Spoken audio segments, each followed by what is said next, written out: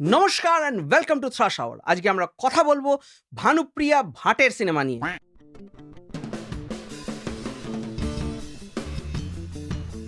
বিশ্বাস করুন, এই সিনেমাটা রিভিউ করার সময় আমি নিজেকে যথেষ্ট সংযত রাখছি, কারণ রক্তবীজ 2 দেখে আমার যা মাথা গরম হয়েছিল, ভানুপ্রিয়া ভূতের হোটেল দেখে আমার বেশি মাথা গরম হয়েছে। এটাকে এক্স্যাক্টলি সিনেমার ক্যাটাগরিতেও ফেলা যায় না। বাচ্চারা যখন ছোটবেলা একটা নতুন খেলনা পায়, তখন তারা সেটা নিয়ে সারাদিনই খেলতে ব্যস্ত থাকে। তো উইন্ডোজ প্রোডাকশনকে দেখে মনে হলো এনারা নতুন ভিএফএক্স এর একটা টুল পেয়েছেন এবং ওটাকে ইস্তেমাল করে এনারা একটা ফিল্ম বানিয়েছেন। মানে স্যার, গল্পটা লিখতে হতো, ওটা বোধহয় ভুলে গেছেন।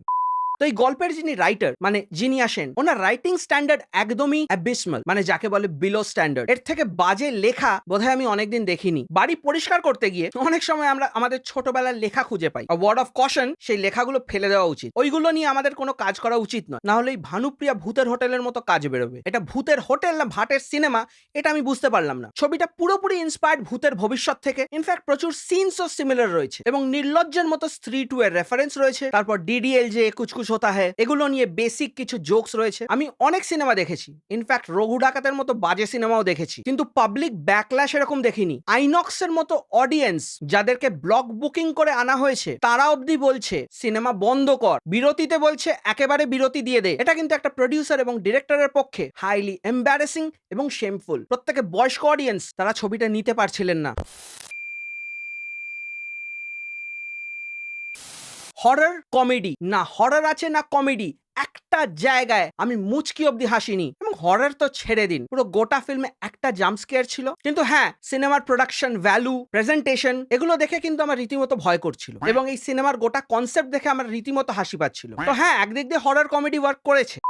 ছবির কোনো বাঁধন নেই, কোনো ডেপথ নেই, কোনো অবজেক্টিভ নেই। কেন একটা জিনিস হচ্ছে, কেন সবাই একই হোটেলে উঠলো, কেন ওই ভূতগুলো ওখানে একই জায়গায় আছে, এগুলো কোনোটাই দেখানো হয়নি। মানে ভূতের ভবিষ্যৎ দেখে যদি আপনাদের ভালো লেগে থাকে, এটা দেখে আপনারা ছি করবেন। এবং প্রত্যেকের পারফরমেন্স ওয়াজ এক্সট্রিমলি পুয়ার। মুখ্য চরিত্রে যে অভিনেতা অভিনয় করেছেন, ওনার ফেশিয়াল এক্সপ্রেশন ভারী অদ্ভুত লাগছিল আমার, এবং ওই জন্য আমি কোনোভাবেই ওনার ক্যারেক্টারের সাথে রিলেট করতে পারছিলাম না। এবং বনি সেনগুপ্ত এই ফিল্মে কেন ছিলেন, I don't think film maker নিজেও জানেন। আমি অ্যাট ওয়ান পয়েন্ট ভুলেও গেছিলাম যে উনি সিনেমায় আছেন। যেরকম পুয়ার ওনার অ্যাক্টিং, সেরকমই নেগলিজিবল ওনার স্ক্রিন প্রেজেন্স এবং অদ্ভুত বডি ল্যাঙ্গুয়েজ। ওনার বডিতে একটা খুব casual I don't care attitude রয়েছে, যেটা কোনোভাবেই ওনার ক্যারেক্টারের সাথে যায়নি। এবং ফ্র্যাঙ্কলি ওনার ক্যারেক্টারটাকে লেখা হয়েছে খুবই বাজেভাবে। কারুর ক্যারেক্টারই ঠিকভাবে লেখা হয়নি। অতগুলো ভূতিয়া ক্যারেক্টার, অথচ কারুর স্টোরির সাথে আপনি সিম্পাথাইজ করতে পারবেন না, কারুর স্টোরি আপনার ফানি লাগবে না। ভয় তো ছেড়েই দিন, ভয় লাগবেই না। যেভাবে ভূতেদের ইন্ট্রোডিউস করা হয়েছে, এটা পুরোপুরি একটা সাইড প্রজেক্ট মনে হবে আপনাদের। কোনোভাবেই ওনারা সিরিয়াসলি এটাকে নেননি। ওই সিজিআই, ভিএফএক্স এগুলোকে ইমপ্লিমেন্ট করে দেখলেন যে অডিয়েন্স রিয়াকশন কিরকম হয়। And trust me, audience reaction was very very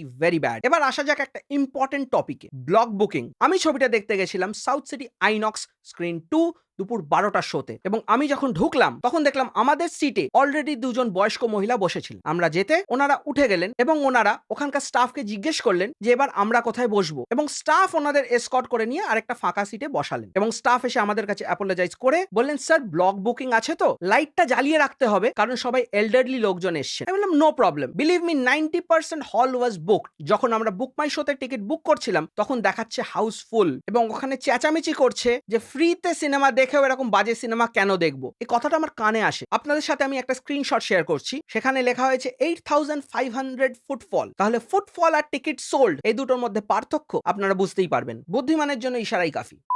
যদি নিজেদের প্রোডাকশন হাউস থেকে কোনো হরর কমেডি বার করতেই হয়, তাহলে স্টোরির অরিজিনালিটি দরকার। এরকম ভূতের ভবিষ্যৎ থেকে ডিট্টো কপি করে দিয়ে স্টোরি চালানো উচিত নয়, কারণ ভূতের ভবিষ্যৎ কিন্তু একটা কাল্ট ক্লাসিক, তার একটা ফ্যান ফলোইং আছে, প্রচুর লোক ভালোবাসে এই ছবিটা। এই ছবি তোর 1%ও নেই। Randomness to the power infinity. প্রত্যেকটা সিন র্যান্ডমলি স্টার্ট হচ্ছে, প্রত্যেকটা ক্যারেক্টার র্যান্ডমলি একটা জায়গায় পৌঁছে যাচ্ছে, কোনো কন্টিনিউইটি নেই। প্রত্যেকটা ক্যারেক্টারের অ্যাকশনের পেছনে কোনো কারণ নেই। দুটো লয়ার, দুজনে একে অপরের বিপরীতে দাঁড়িয়ে, তাদের মধ্যেই একটা রোমান্টিক অ্যাঙ্গেল। তারা দুজনেই একই হোটেলে, মানে মনে হচ্ছে ওয়াক ইন দ্য পার্ক, যার মনে হচ্ছে এই হোটেলে চলে যাচ্ছে। এবং হোটেলে লোকে কি পারপাসে আছে, ওটাকে হোটেল কম ভাড়াটে কুটির বেশি লাগছিল। সবাই অনির্দিষ্ট কালের জন্য পড়ে রয়েছে ওখানে। এবং হোটেলটা দেখে আমার মনে হচ্ছিল যে কিলবিল সোসাইটি বোধহয় ওখানেই শুট করা হয়েছিল। যাই হোক, সেটা আমি ভেরিফাই করতে পারবো না। এই হোটেলটার লোকেশন কোথায়, কিভাবে অ্যাক্সেস করা যায়, কিছুই দেখানো হচ্ছে না।